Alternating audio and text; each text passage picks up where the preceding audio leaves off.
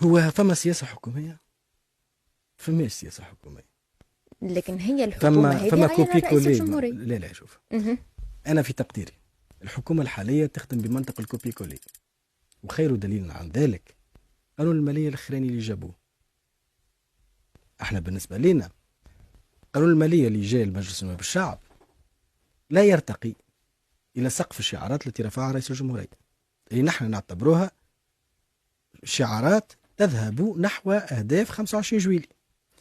الحكومة في عملية تنزيل تلك الشعارات ما عملت حتى شيء، مشات خدمت بالكوبي كولي، نفس الأسلوب نفس الآليات اللي كانت تخدم بها ميزانيات سابقة في برلمانات سابقة، هي نفسها اللي توجدت في قانون الميزانية السابق، معناها القانون الميزانية الأخراني، وفي قانون المالية من بعده.